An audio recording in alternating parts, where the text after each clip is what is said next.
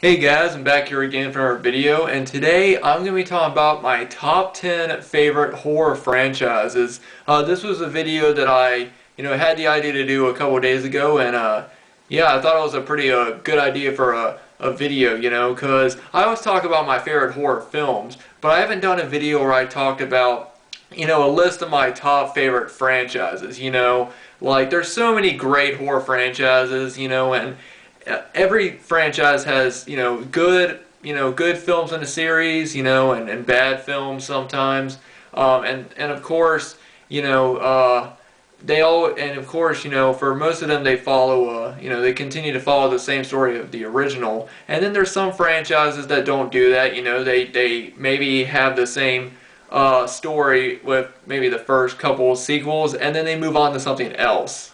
And you know, I guess it depends on what type of person you are, but for me, if it's a franchise of movies, I always prefer it to stick to at least the same storyline, unless they're done, unless the the new story is done well. But so anyway, so when I was trying to pick my top favorite franchises, I didn't want to just do a list of, my top favorite movies where, if I love the first film and it's one of my favorite horror films, then I'm going to rank the entire franchise, high on the list. What I decided to do instead was I wanted to do a list where if the series has more good sequels than bad sequels, or if it has more great sequels than decent sequels, then that franchise will be ranked higher. I'm not doing this as, oh, well, this is my favorite horror movie, or something, so I'm going to rank the whole series as as my favorite horror franchise. So some franchises that I know people are going to rank a lot higher are actually going to be lower on my list simply because they may not have as many good sequels, in the series, or as many decent sequels in the series.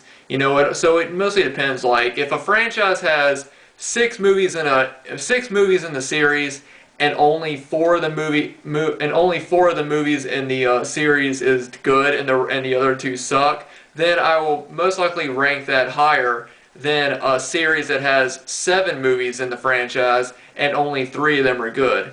You know what I mean? Also, I'm not going to be talking about any trilogies in this video. I think in order for a movie to have a franchise, I think there should be four or more movies in it to be considered a franchise. If it only has three movies, then I consider that just a trilogy. So, the Evil Dead trilogy, I'm not going to be talking about because only three films are in that series. Also, remakes do not count.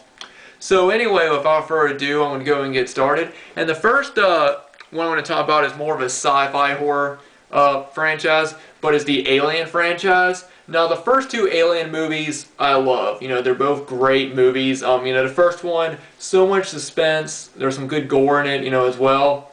And it's definitely a true sci-fi horror classic. And I actually think that I enjoy watching the second one more because first of all, there's just so many more aliens in that one, and it's just, they really kicked it up a notch for it. And that's what I think a sequel should do. Even though I know sequels, for the most part, are never as good as the original, I think that a sequel should kick it up a notch. It should go up higher, and I think that applies for franchises as well. I think that every sequel in the movie, or every sequel in the franchise, they should kick it up, and in a way, just add something more to it over and over again. I think that's one thing that a lot of franchises fail to do is a lot of the sequels after the original are really not that good, and that's why franchises like that will often, for the most part, they'll often fail. But as far as Alien and Aliens, both are great films. Now, I think I like Alien Resurrection over Alien 3. I don't really remember Alien 3 that much, but I think I prefer Resurrection over it. I know a lot of people hate Alien 3. I don't hate it, but I don't consider it a great sequel by any means. But yeah, the Alien franchise has got two solid sequels and then one decent one. So that's why I ranked it so low, because really there's only there's only 4 films in the franchise right now, not counting the Alien vs. Predator movies, which I am not counting. Um, but yeah, I know that a lot of people love these movies, but the reason why I'm ranking this one so low is because there's really only 4 films, and only 3 of them are really good or decent. The third one's kind of on me. Like I said, I haven't watched the third one, so I should give that another chance. Now this next one is another one I'm ranking pretty low because this movie's got a lot of sequels, but most of them are really not that good. But it's the Puppet Master franchise, and I would say the first 3 movies are great, and then 4 and 5 are good and pretty decent ones, and then the rest of them are sort of hit or miss. Now, I love one thing about the Puppet Master franchise I really enjoy is every single movie they always introduce a new puppet. Like in the third film they introduced a 6-shooter, one of my favorite puppets. In the second one they introduced Torch. In the fifth one they introduced, I cannot think of his name, but the electrical one, the one that used electricity, I really did like that one. And then they sort of did different things with it. I don't remember a Curse, which is I think the 6th one, all that much.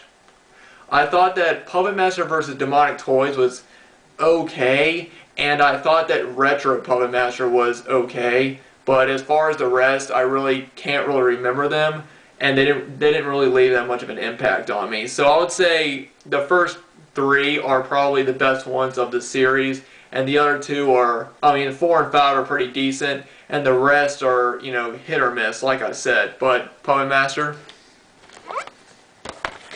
Now the next one is probably one that a lot of people would rank pretty low on their list, but I've always enjoyed these movies even though they're really not great. The Children of the Corn films, in my opinion, Children of the Corn 2 is an awesome sequel. They basically took an idea of the original and they continued on with it by having events take place after the first film, but they upped up the gore in it and the killing. And I think that's one thing about the first film that was kind of lost. Really the only time that the kids kill a lot of adults and you see it happen is at the opening scene. In the second one, there are a lot more deaths. Same thing with the third one, but the third one does get kind of cheesy at the end when you actually see the monster type, the creature at the end of it, and then that's when I think it gets kind of cheesy. And a lot of people don't talk about the fourth one, but I really do like Children of the Corn 4. I think it's a great sequel. I remember watching it when I was younger and thinking it was actually kind of creepy. And then I would say 666, Isaac's Return, is a decent sequel. And I really don't remember Resurrection. I haven't seen the 8th one, Revelation or whatever it's called. And I thought 5 was just decent. But still, I'd say it's got 4 pretty good sequels, and then a couple of decent ones. But yeah, the Children of the Corn franchise is on next. Now this is one movie I've talked about so many times, so I'm not going to get into it. It was the first horror movie that I ever saw, and it's definitely in my top 3 favorite horror films. But the reason why I'm not ranking it really high on this list is because really there's really not as many good sequels in this franchise.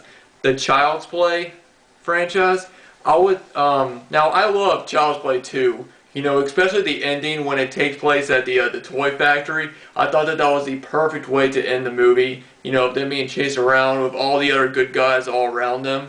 The third one was kind of I talked about the third one in one of my underrated sequels videos, and it's one where kind of Andy's in a military school now, and it sort of has that feel. It is the first one that Chucky uses a gun in it, though. Now, as far as the 4th and 5th movie goes, Bride and Seed, a lot of people hate them because that's when they started going from horror to horror comedy. I find them amusing. I prefer Bride over Seed, of course. I think Seed of Chucky is probably my least favorite out of all of them, and I think that I think Bride still has some good moments in it, but that's when it started getting more comedic. And then I think Curse of Chucky is definitely where it's gotten back on track, and I'm really looking forward to seeing what they do with this franchise. So yeah, say the first 2 movies are great, and then Curse of Chucky and Child's Play 3 are decent, And then I'd say the Bride and Seed, they're enjoyable, don't get me wrong. I don't hate those two movies like a lot of people do, but I find them more as, just enjoyable, fun movies to watch. And it stopped getting serious, it stopped being serious, and I think that, it lacked the charm, and it lacked what the first three films had. So, Child's Play. Now, this next franchise, I think compared to the first movie, is an underrated franchise. I do know that a lot of people love the sequel to this one, but it's the Texas Chainsaw Massacre. And of course, the original is one of the most raw and realistic horror films, one of the most iconic horror films of all time. Rest in peace to Gunnar Hansen, an amazing character. He really brought Leatherface to life more than any other character. Like he was so realistic. Like he actually seemed like a crazy, he actually seemed like a real crazy person. I think that's one reason why when people started saying that, or when this movie came out, they said it was based on true events. I think that's why a lot of people believed it, because this movie is so believable. Now, the second one, I know people that either love that movie or they don't. I love Texas Chainsaw Massacre 2. A lot of people don't like it, though, because it's so different from the original. The first one, for the most part, is not that gory. Whereas the second one is incredibly gory, and it's wall-to-wall, over-the-top gore. There's some comedic elements in it as well. And of course the amazing Bill Moseley's in it as well. But I absolutely love the second one. Now the third one, I would say, is actually a one that, again, people either like it or they don't. I really like the third one. It doesn't have the creepiness or the gore as the first two did, but there is still a bit of both in it, and I really do enjoy it. The third one has a completely different family, which I think a lot of people maybe got turned off by it. Like they preferred to see, the original two brothers from the first or second film come back. But they had a completely different family, and they all had a different personality, which I did like. They also had the little girl, which was supposed to be like Leatherface's daughter, and it was just kind of weird, but at the same time, good. Now the fourth film is one that I know people tear apart. They hate it. They hate the Next Generation. Now, for a couple of moments in it, like for instance Matthew McConaughey's performance, I find it enjoyable. I'm not saying it's a good movie, but I find it enjoyable. I'll just say that. But I know a lot of people will tear that movie apart. Now the next franchise, I'd say all four movies in it are pretty solid. The fourth movie is kind of a letdown from the other three, but as far as all four movies, like as a franchise is concerned, I think it's a pretty solid franchise. The Phantasm movies, and this is again one series where every movie they added something new to it, and that's what I liked. I love the original. I love the sequel. Phantasm 2 is probably my top 5 favorite horror sequels. I love Phantasm 2. There's so many amazing moments to it, and Phantasm 3 has a lot of great moments in it as well.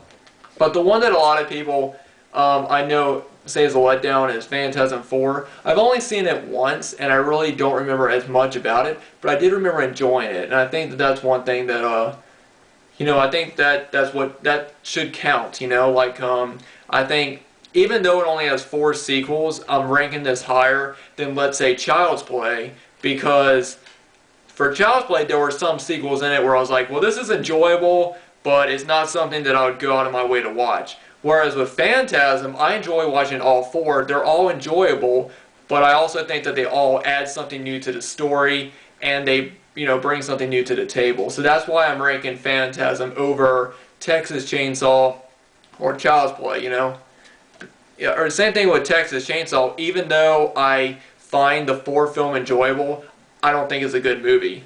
Whereas I think Phantasm 4 is a decent movie. You know how, I know that some people are probably thinking, but that's just my thoughts. The next franchise, George A. Romero's Living Dead series. Now, Night of the Living Dead is probably the most iconic zombie film of all time. I know that there were movies that came before, but this movie is what every other zombie film tried to be. Every single zombie movie that you saw for such a long time took after this movie, and you know, it so many iconic moments, and basically it's what it's a horror classic that's right there with Psycho and House on Haunted Hill and so many other horror franchises, and then I think the series kept getting good for like, because then you have Dawn of the Dead, which is one of the greatest zombie films of all time as well. Then you have Day of the Dead, another that has 3 great sequels as well. After this, there are some good sequels in the series like Land of the Dead and Diary of the Dead. There are some good sequels, and then there's some sequels that are just kind of, But the reason why I rank this higher than Texas Chainsaw is for influence, and also, not only is Night of the Living Dead considered a horror classic, but its sequels, Dawn of the Dead and Day of the Dead, are both considered classics as well. Whereas Texas Chainsaw, the first one is considered a classic, and then the second one would be considered a cult classic, I would say. You know what I mean? Like, the first 3 movies in this franchise are true classics. And that's why I rank George A. Romero's Living Dead series so high, because, the first one is not the only classic. I think all of them are great classics. Well, the first 3 at least. Dawn and Day, and then the rest of them are just either good or they're hit or miss. Now the next one is one movie that, again, every sequel they added something new to it. Friday the 13th. Of course, in the first movie you just have the mother doing the killing. In the second one, they introduced the iconic Jason, definitely one of the most iconic and legendary horror figures in a horror franchise. And then in the third film, he gets his hockey mask. I honestly love most of these movies. I would say, the first 4, 6, 7, and maybe 8 are the ones that I enjoy the most. I know a lot of people don't like 8, but I love it. I think it's an underrated sequel. But yeah, Friday the 13th, definitely one of the best horror franchises. And this is what a franchise should do. They should always try to bring something different and new, while at the same time keeping it with the same story of, Jason is going to a Camp Crystal Lake to murder some drug-inducing, murders, teenagers for having sex and doing drugs. And, Friday the 13th, definitely legendary. Now this next one, the only reason why I'm ranking this higher than Friday the 13th is because even though I love the Friday the 13th movies, I do think there were some sequels that sort of went a certain way I didn't like. Like Jason Goes to Hell, that's an entertaining movie, but it doesn't make any sense. Why is there a creature coming out of Jason? Why is it possessing people? It didn't make sense, And Jason X, it's cheesy fun, but I wouldn't call it a great movie. I would say it's just a cheesy fun film. This one, on the other hand, I love all the films in the franchise. A Nightmare on Elm Street series, again, another iconic figure, Freddy Krueger. Every movie, they do something different. The second one, I'd say, is probably the you could kind of call it the black sheep, because a lot of people don't like it because of Freddy coming out of the dream and killing people outside of their dreams.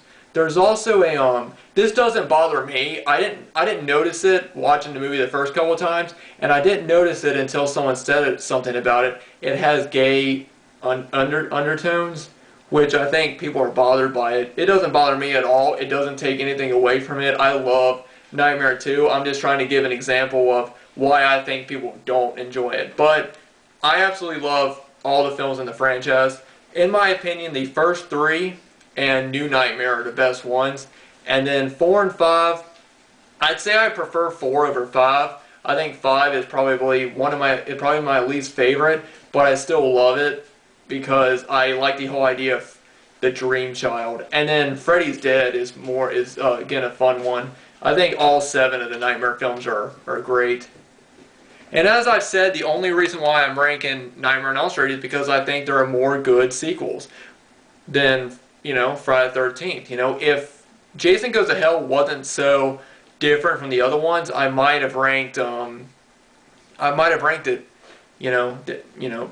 better. Also, Part 5 is, since Jason wasn't in it, I know a lot of people complain that Jason might complain that it was a copycat killer and that's why people don't like it. But the thing is, if they didn't have that at the end, if they had just said it was Jason, I don't think the movie would have been any different. It's still a guy in a hockey mask killing people. It just wasn't Jason. So if they had to just change that one scene, then I don't think it would have been, So that's why I don't look down on Part 5. I don't enjoy it as much as the rest, but I don't look down on it as. Now, this last one is probably one you guys have probably guessed, my favorite one, Halloween. Now, I know that I said before that I didn't like Jason Goes to Hell because it was so different. So